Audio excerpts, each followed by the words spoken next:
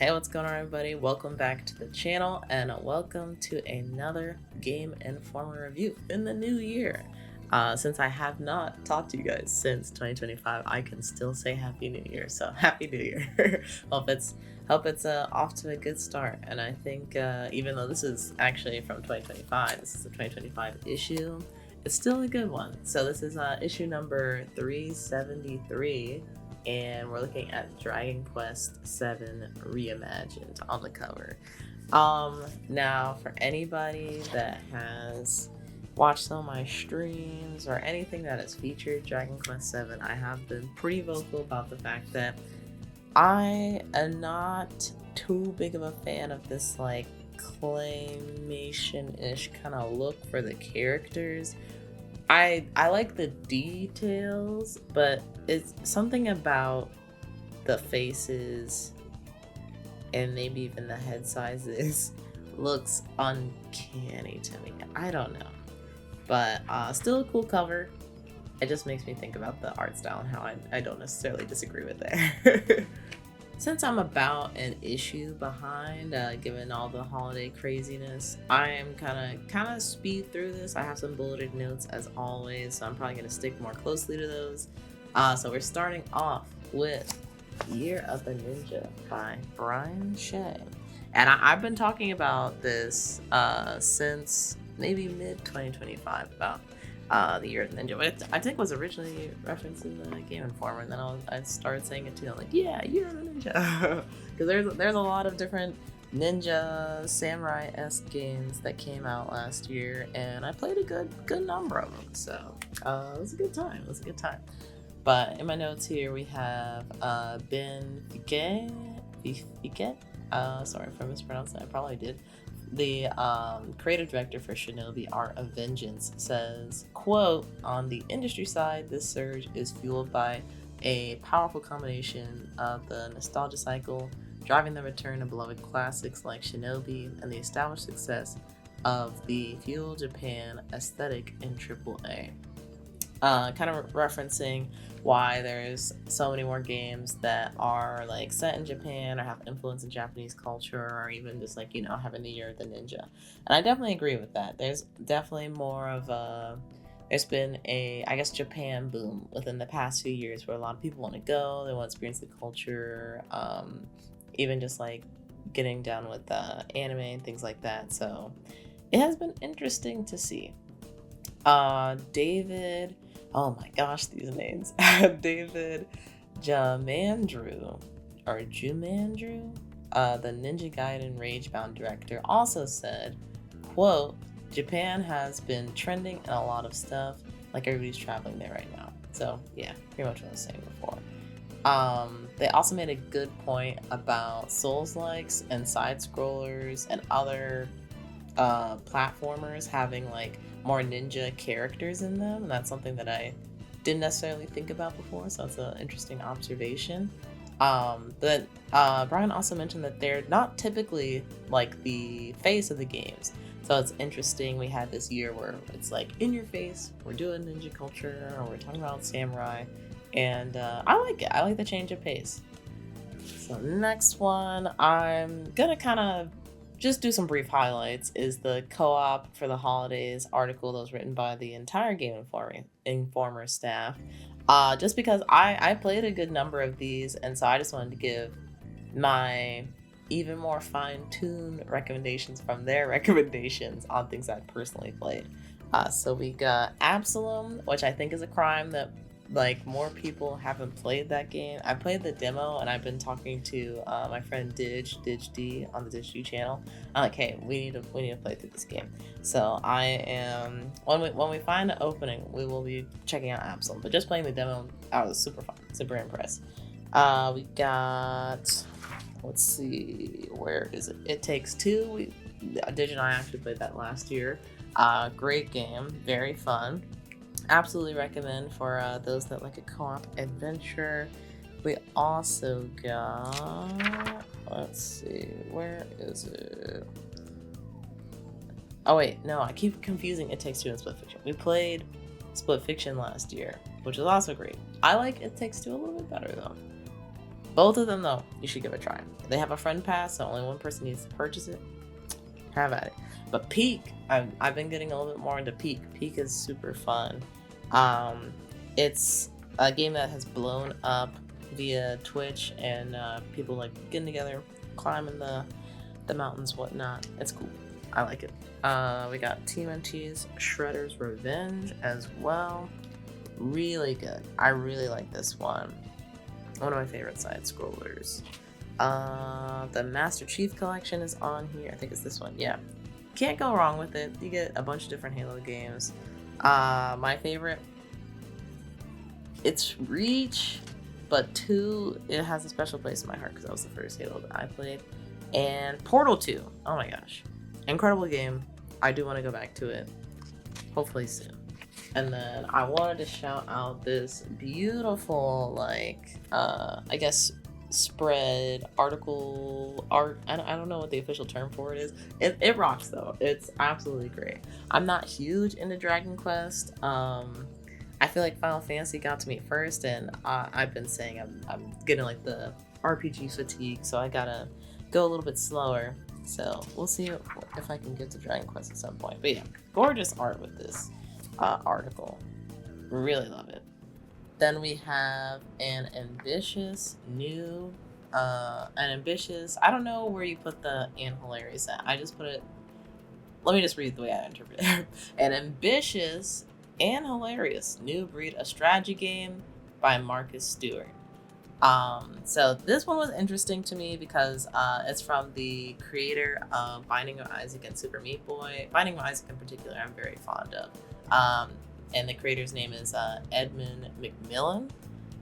I think, like, you know, Northern Lion has since blown up and become a much bigger creator since when I had originally found him, but it was through Binding of Isaac that I started watching a lot of his stuff. So yeah, Binding of Isaac, one of my favorite games to watch, I guess. I never played it personally. One day. But it's interesting stuff inside this article. So Edmund McMillan and his partner, let me find the name, Tyler Galliel. I don't know how there's so many last names on here that I have no idea. I apologize. I'm probably saying so many things wrong. I'm trying my best though. But Tyler Galliel and Edmund McMillan are working together to make this game Eugenics, and it's about eugenics, but through cats. And I find it interesting that the interesting route that they're going. It's not similar to Binding of Isaac in playstyle, at least just based off what I've read here in this article, where it's more of like turn-based strategy kind of game. But still very interesting themes, which is something I really like in Edmund's work. So I have my notes here. Oh, one of the things I thought was interesting was like Edmund was saying that the Binding of Isaac was basically a warm-up to this game because at first I think they were going to be a little bit more similar in play style. So the fact that Binding of Isaac was a warm-up, it does make me interested to play this, because I'm like, if that was a warm-up and that was fantastic, I can only imagine what eugenics would be like. But an interesting quote from Edmund. It's about eugenics, but the game is more about being okay with the stuff you would otherwise want to discard, and you have the ability to do so. Which I think it's a very good message and something that a lot more people should, I guess, be accepting of, or be able to see. I don't want to say like the bright side of things because it's a little corny. I am corny, but like, I don't know. There's a lot of crazy stuff happening now. And I feel like being able to see like what you have going for you, like the good of it, I guess, is good. I don't know, just some positivity, basically. I also like that Edmund tries to be respectful about having disorders too, because the just to give a short run through with eugenics, you are basically able to like have different cats breed. You can't really choose which cat breeds with who, but through that they pass down traits to their kittens, and you're able to create kind of a I guess, like a little cat army to go out on these expeditions to go beat the bosses and complete the games and things like that. And I like that, you know, some of the cats can inherit like ADHD or even cancer or things like that that don't seem positive and aren't necessarily positive conditions to have. But he also has thought about like, oh, if you have ADHD, like he wanted to put silver linings. So for example, although cancer gradually weakens 3 random stats, it also causes the cat to gain a helpful mutation. So there you go, that's one thing. And the cat with ADHD has higher intelligence and speed, but players only have 5 seconds to choose its action in battle, otherwise it will act on its own. So that's interesting, and I kind of like that there's that respect to it, like, oh, if you have this condition, it doesn't mean it's automatically like a bad thing or like a debuff. Like there are like some attributes to it that you can kind of view a little bit more positively, or at least not look at it as just wholly negative. Next one is Chronoscript, The Endless End by Marcus Stewart, yet again. Bars. So just going through my notes here, I said, I agree with Marcus that the art direction grabbed me from minute one and has not let go, which just looking at these things a little bit more closely, or even you could pull up the trailer that was at the, I think the last State of Play that happened, or a September State of Play, something like that.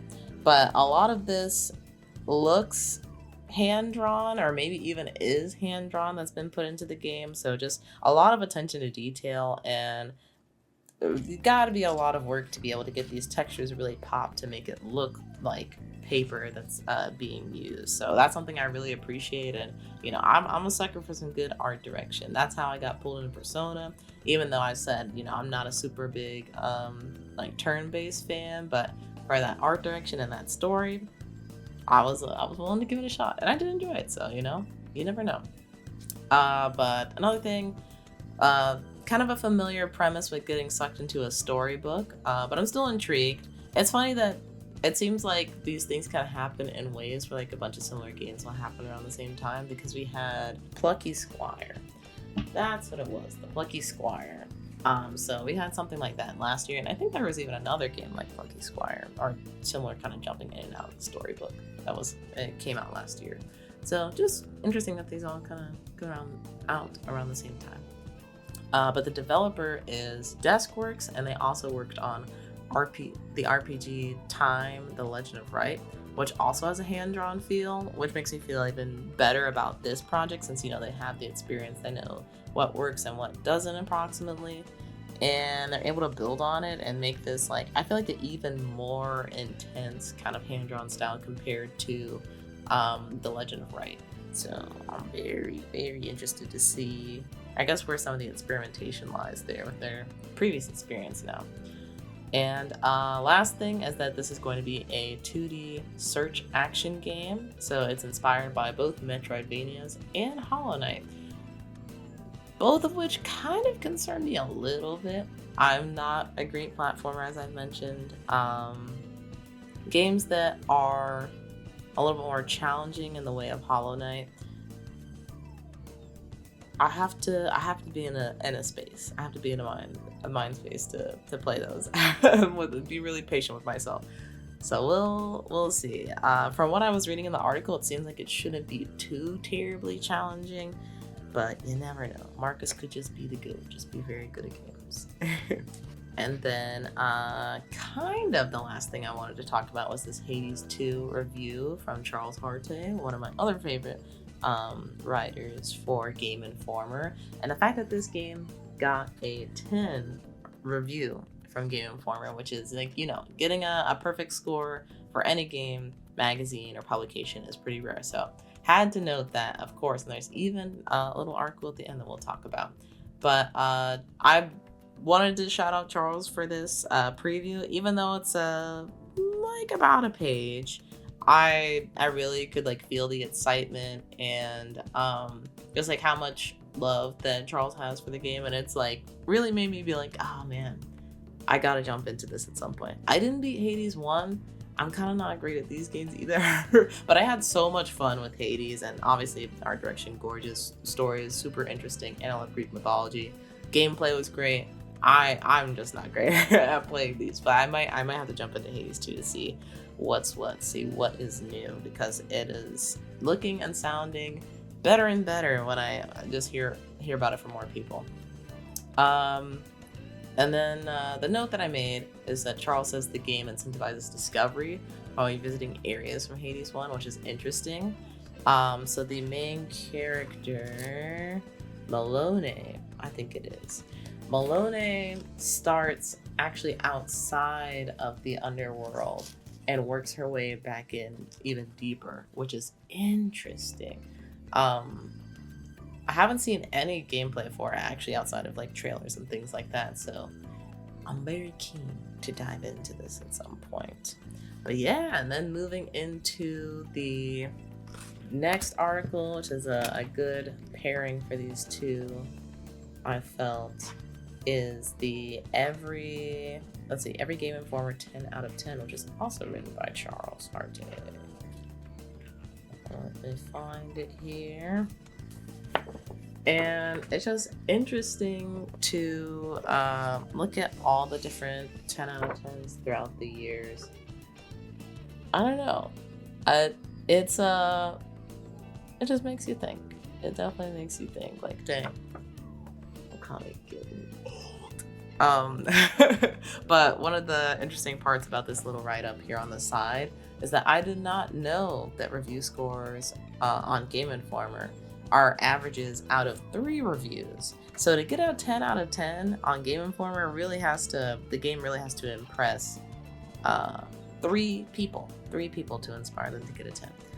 I don't know if it's mathematically possible to like round up into a 10. I don't think so, but in any case, it has to be very impressive. So that's really cool and nice that they're trying to do their due diligence with not just like one person makes the decision for the whole company and that's it. Like they have a little bit more representation with the review and different perspectives, which is dope. Cool to give everybody that opportunity. But yeah, that's my kind of trying to blaze through things. I'm seeing I'm at like 20-ish minutes. I might cut things down. I might not. In any case, we're on to the next magazine, which I have over here, but it's like in the bag. But yeah, gonna be checking out World of Warcraft, the World of Warcraft issue next. I know nothing about that game or anything around it, so it will be a learning experience for us both. But I appreciate y'all for coming back for another year of talking some Game Informers and gaming news and some video essays that we'll be working on here shortly. But until the next time, hopefully you guys have a nice eating or night. Enjoy. I will see you in the next one. Peace.